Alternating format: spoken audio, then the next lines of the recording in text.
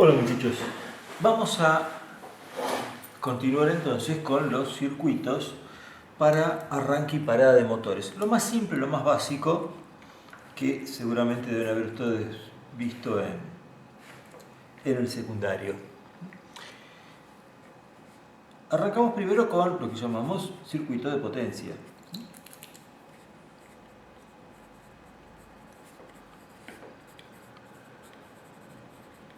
En este circuito de potencia lo que hacemos siempre, lo primero que se dibuja, que es las tres fases de la corriente trifásica.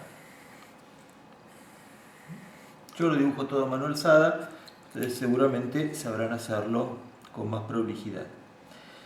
Las fases las vamos a denominar fase L1, L2, L3. O en su versión antigua, según la norma antigua, las conocíamos como R, S y T. Pero hoy en día se utiliza más la fase L1, L2 y L3. Y como lo que vamos a alimentar es una máquina, obviamente vamos a necesitar también el neutro. No para el motor, pero sí para un montón de otras cosas. ¿Qué es lo primero que voy a tener que colocar acá? Bueno, lo primero que tengo que instalar acá es un sistema que me permita aislar la máquina de la red de corriente. Entonces, como les decía antes, en una casa, en algún artefacto electrodoméstico, utilizamos un enchufe. Acá no vamos a usar un enchufe. ¿Qué vamos a usar? Y vamos a utilizar una llave. Podrá ser una llave seccionadora con fusibles o bien puedo utilizar una llave termomagnética como elemento de aislación. Vamos a empezar primero con una llave seccionadora con fusibles y después en los otros ejemplos utilizaremos una llave termomagnética. Entonces tomamos tensión de las tres fases y vamos a una llave seccionadora. Con esto seccionaría las tres fases. Pero como seguramente voy a tener que alimentar otras cosas, como por ejemplo una fuente de corriente continua, no la voy a alimentar con 380 voltios, sino que lo voy a hacer con precisamente 220. Entonces probablemente voy a utilizar una llave seccionadora tetrapolar. Esta llave seccionadora tetrapolar debe ir acompañada entonces de fusibles. Estos fusibles me van a dar protección ¿contra qué? Contra excesivo consumo de corriente en la máquina.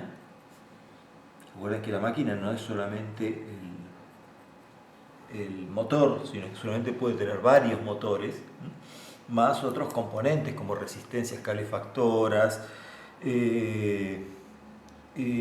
sistemas de mandos eléctricos que pueden ser electroválvulas o lo que sea y van a ser por ahí muy probablemente monofásicos. Entonces tengo los fusibles y voy a colocar también un fusible más para el neutro, pero el del neutro obviamente va a ser un fusible de menor tamaño, más pequeño, porque el amperaje que va a tener es bajo. ¿Qué voy a necesitar ahora? Bueno, si yo voy a tener un motor, voy a necesitar prenderlo y apagarlo. ¿Qué es lo que utilizamos? Y bueno, lo más fácil es siempre utilizar un contactor. En el contactor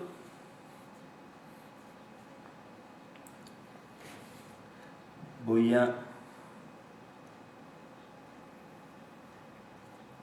vincular las tres llaves y se acostumbra a colocar acá la bobina del solenoide. Esta es la llave seccionadora.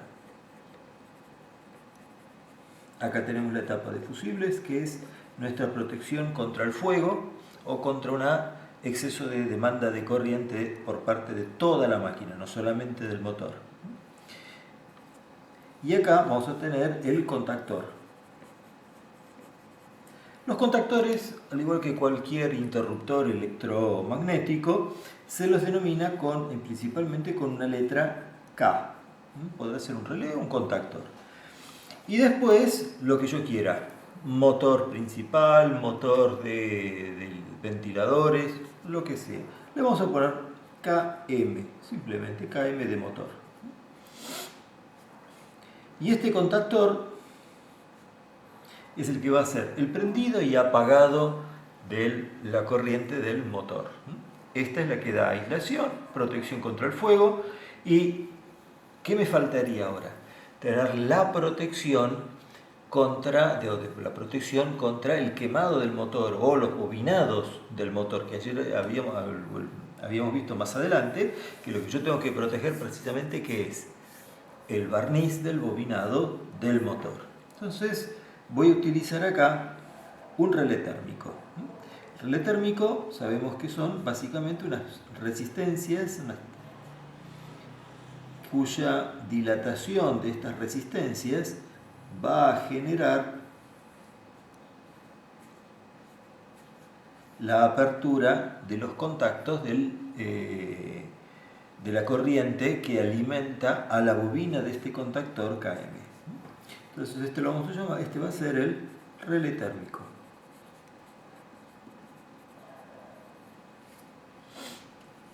También conocido como relé de sobrecarga.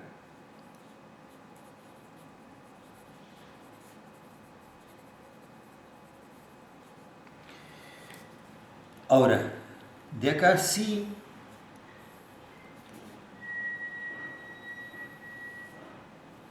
voy a ir a alimentar al motor.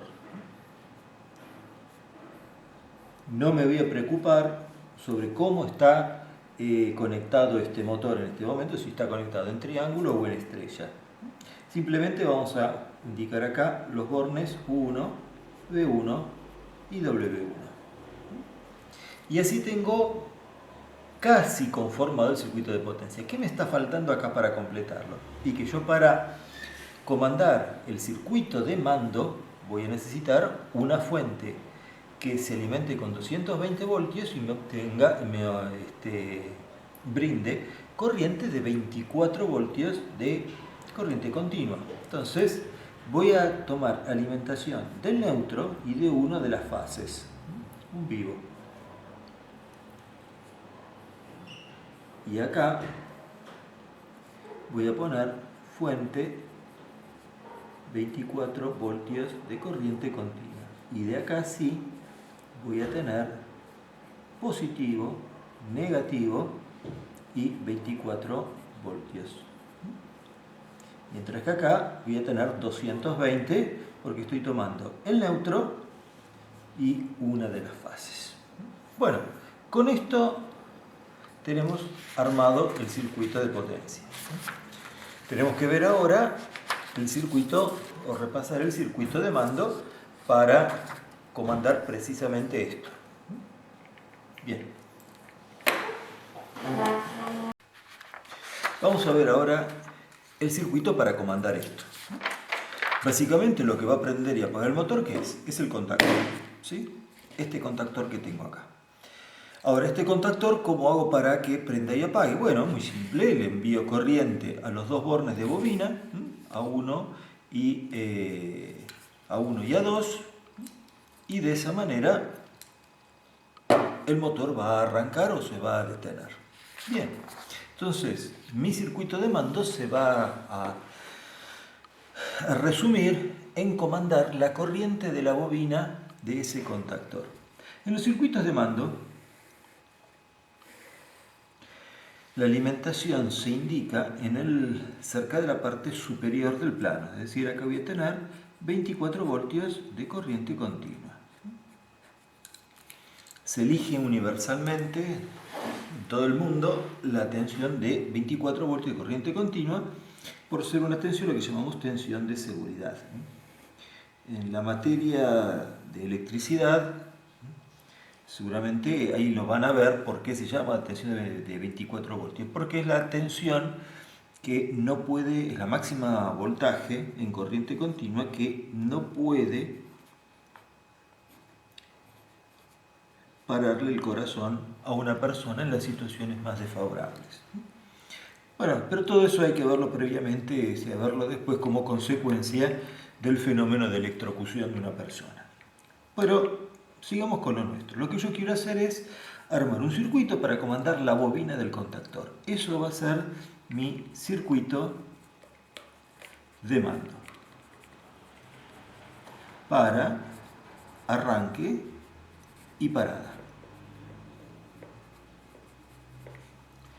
Voy a tomar tensión de 24 voltios y la voy a hacer pasar a través de un pulsador normal cerrado, pulsador industrial. Si yo aprieto este pulsador, ¿qué pasa? Y de acá para abajo se corta la corriente. Este pulsador se va a llamar pulsador de parada. Es el que nosotros utilizamos o lo identificamos como un pulsador que es del tipo rojo. A continuación, vamos a colocar un pulsador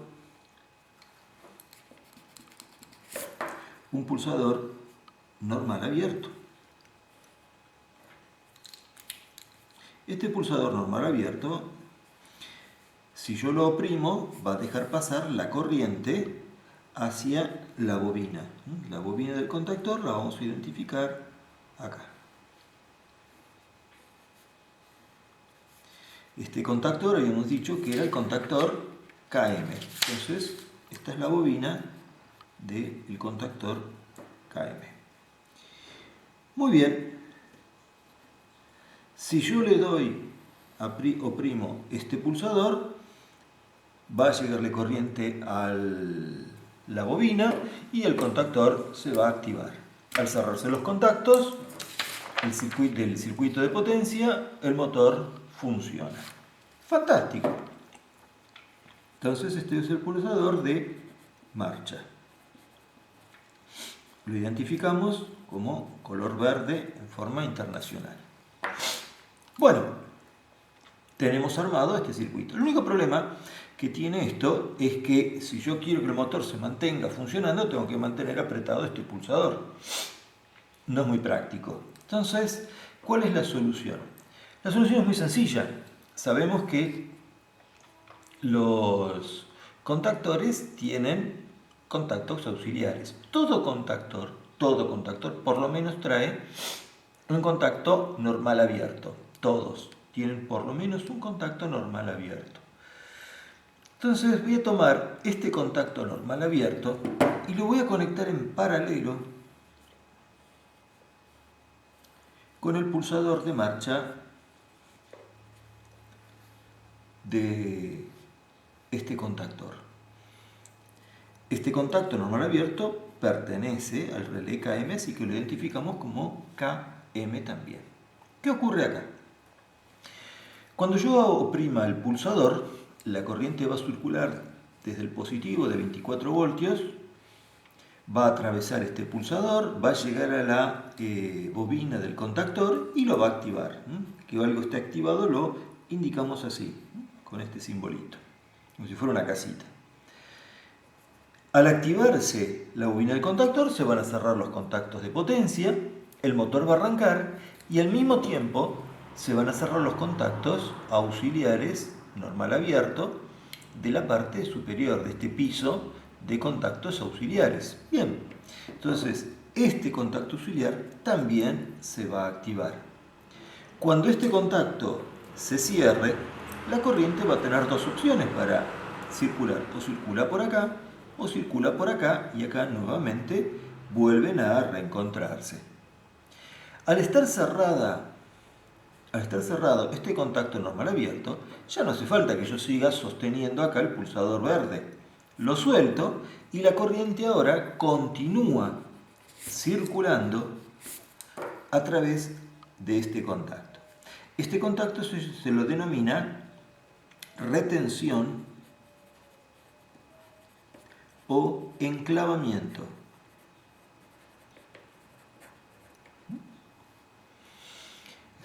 Y esto se denomina rama de retención o enclavamiento.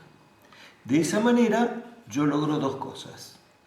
Si quiero darle marcha, aprieto este pulsador, la corriente baja, se pone energizada la bobina, cierran todos los contactos normales abiertos, el motor arranca, se cierra acá el contacto de la rama de retención, la corriente ahora ya puede circular por acá y yo suelto el pulsador y esto sigue en marcha indefinidamente.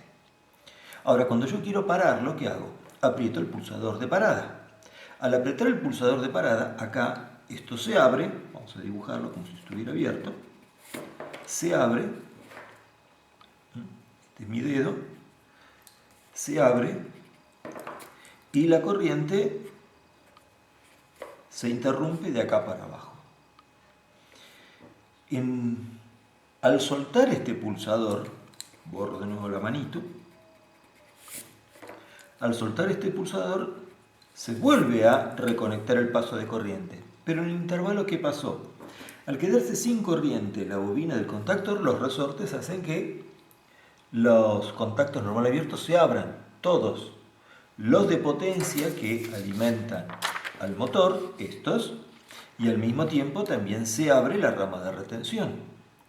Cuando yo suelto el pulsador y reconecto el pasaje de corriente a través del pulsador de parada, que es un normal cerrado, la corriente llega hasta acá. El pulsador de marcha no está apretado, así que por acá la corriente no puede circular. Y cuando abre por acá, la rama de retención también está abierta, así que los electrones tampoco pueden circular. Bueno, de esa manera logré prender y apagar un motor utilizando dos pulsadores.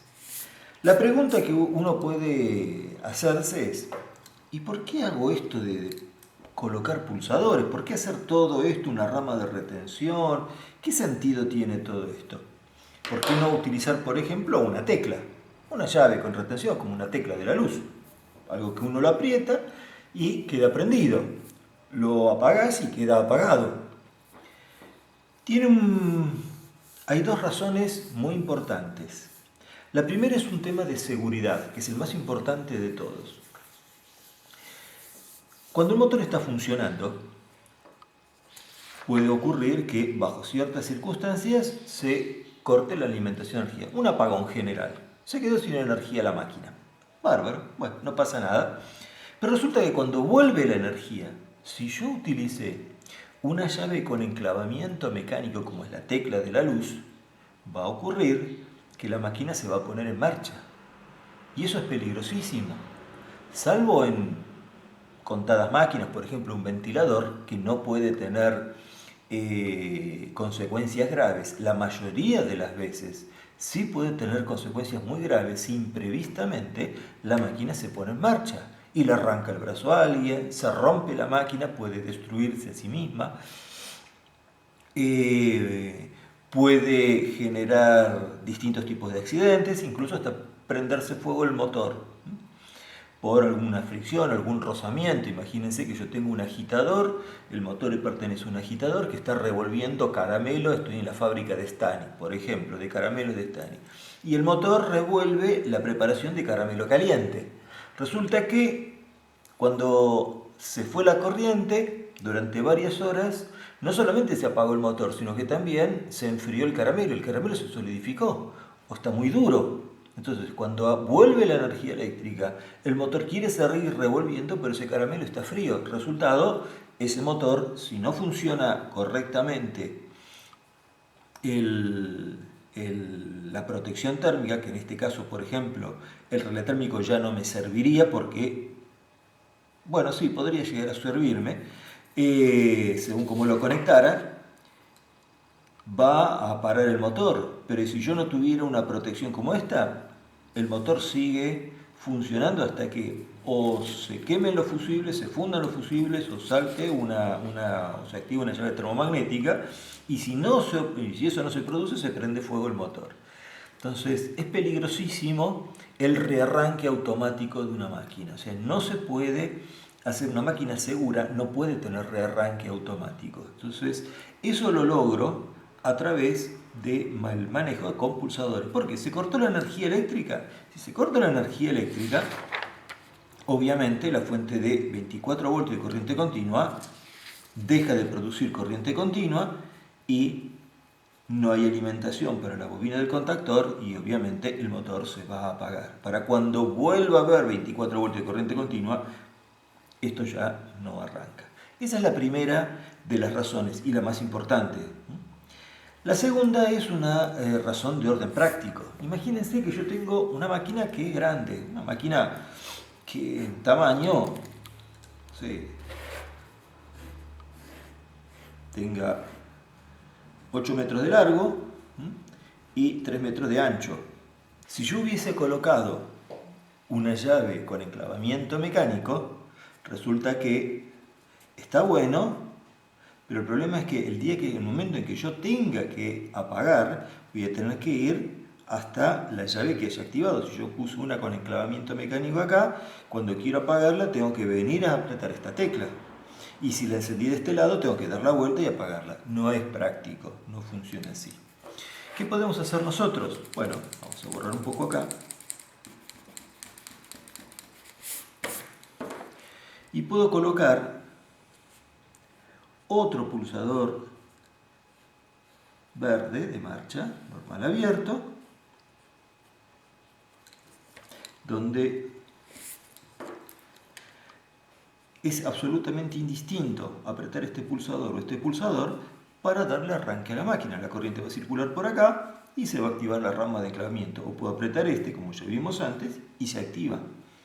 Entonces, de esa manera yo puedo indistintamente parar la máquina. ¿Puedo colocar más? Sí, por supuesto, todo lo que yo quiera.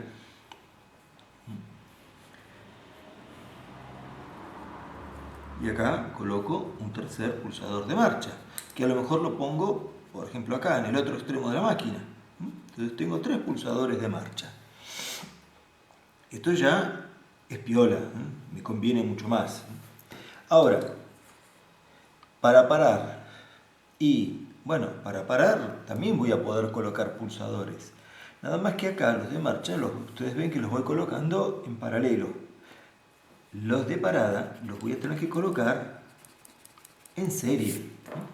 Entonces, voy a venir con el cable y voy a colocar 3 pulsadores de parada. Cualquiera de estos 3 que yo apriete, corta la corriente de acá para abajo. Y ya vimos que es lo que ocurre, se detiene todo. Obviamente, yo acá en el plano estoy marcando que desde acá, de este pulsador de parada hasta este, hay 1 centímetro y medio de lápiz negro. Pero acá en la máquina ese cable puede ir desde acá hasta acá y a lo mejor ser 8 metros de cable. Y de acá mando otros 4 o 7 metros hasta el otro pulsador de parada y de esa manera después retorno hasta donde está el tablero de mando. Entonces, yo acá lo veo cortito, sí, está bien, bárbaro. Pero resulta que este pequeño tramito a lo mejor son 17 metros de cable. Bueno, si esto se entendió, ya tenemos la forma de comandar un motor o un sistema, cualquier sistema eléctrico, a través de un contactor, con la protección, en el caso de un motor, colocaremos un relé térmico, y poder hacerlo con las ventajas de tener la seguridad de que no va a tener rearranque automático ante un corte de energía eléctrica y además poderlo prender de la cantidad de lugares o distintos y apagarlo de distintos lugares. ¿Sí? Bien. Bueno, vamos a ver, ya que no me va a entrar en el espacio de esta hoja la parte de protección, que sería cómo opera el relé térmico protegiendo el motor. Lo vamos a agregar ahora en otro lado porque acá ya en esta hoja no me quedó espacio. Entonces, yo voy a tener acá un contacto normal abierto que va a ser del relé térmico. Este contacto normal abierto del relé térmico, cuando uno va a operar la máquina, lo primero que hace es apretar ese botoncito, que suele ser el botoncito rojo del relé térmico, y este contacto normal abierto se cierra y queda enclavado para que pase la corriente. Una vez que salgo del relé térmico, vengo con un cable hasta el pulsador de parada de la máquina. De ahí vengo al pulsador de marcha.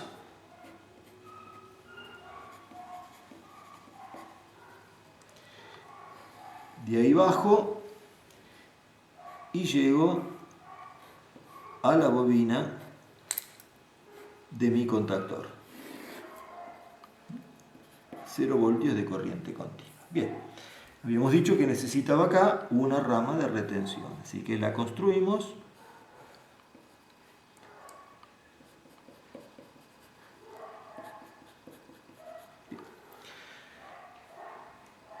¿Qué es lo que me estaría faltando acá? Bueno, muchas veces las máquinas son grandes o las máquinas no siempre están ubicadas en el mismo lugar o en la cercanía del operario. A veces puedo estar activando una bomba que está en un tercer subsuelo y yo no tengo ni la menor idea, ni siquiera la escucho si está prendida o está apagada. No lo puedo saber. Entonces, lo que yo necesito es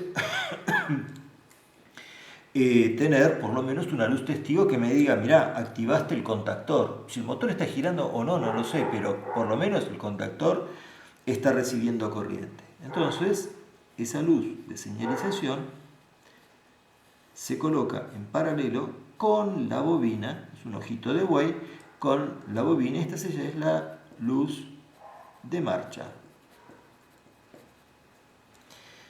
A su vez voy a necesitar también una señalización que me indica, esta luz de marcha siempre es de color verde.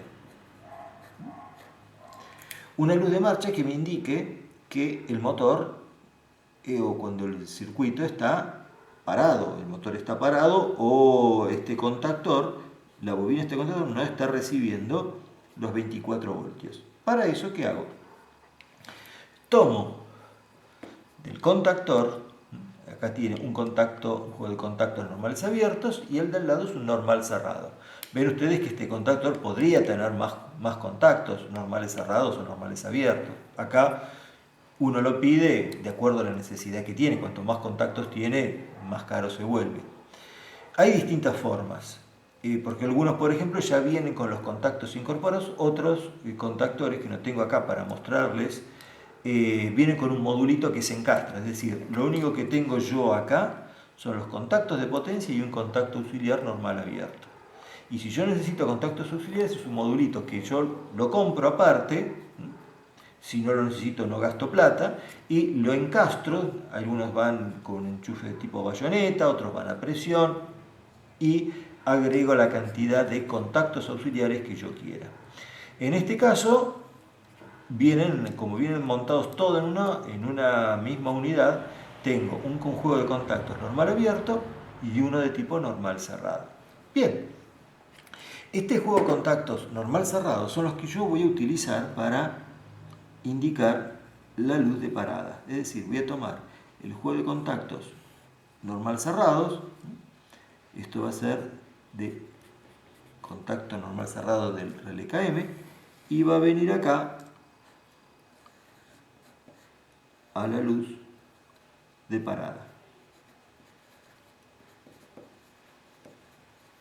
Esta luz es roja, indica que la máquina no está produciendo. En cambio, la luz verde significa que sí, verde está haciendo plata, está haciendo guita. ¿Qué me faltaría acá? Me faltaría la indicación de que me avise si el relé térmico se activó y esto se cortó. ¿Por qué? Porque si el relé térmico se activa, corta la corriente de toda esta parte del circuito de mando. Entonces, la luz de marcha no la voy a ver, ya va a estar apagada. Y se va a encender la luz roja. Pero la luz roja puede ser una luz roja de parada, porque yo la paré, normalmente quería pararla y quedó parada. O la paró alguien que pasó por ahí y la apagó. Entonces uno viene acá, aprieta el pulsador pero resulta que no hay corriente acá. Entonces dice, ¿qué es lo que está pasando acá? Y no lo sé, ¿se habrá descompuesto el tablero eléctrico o habrá un problema en el motor? Para evitar eso y hacer un diagnóstico rapidísimo, a simplemente con echarle una ojeada al tablero eléctrico, saber lo que está pasando, voy a tomar el contacto normal cerrado del relé térmico y le voy a dar alimentación a la luz de fallo, luz amarilla. Luz de fallo, una luz amarilla. Cosa que si se activa el relé térmico, le corta la corriente al contactor, se va a encender la luz roja de parada y al mismo tiempo la luz amarilla de fallo. Entonces yo sé que está parado, pero además sé que se paró por una causa anormal. ¿Por qué qué? Y porque se activó el relé térmico. Algo pasó que hizo que el motor se sobrecalentara, consumiera más corriente y lo sacó de servicio antes de que se estropeara. Por eso es importante agregar siempre la luz de fallo amarilla. Eso ayuda muchísimo en la investigación de averías y eso ahorra tiempo. Y en una fábrica eso es sumamente importante. Bueno, hasta acá llegamos con este circuito de marcha y parada de un motor trifásico.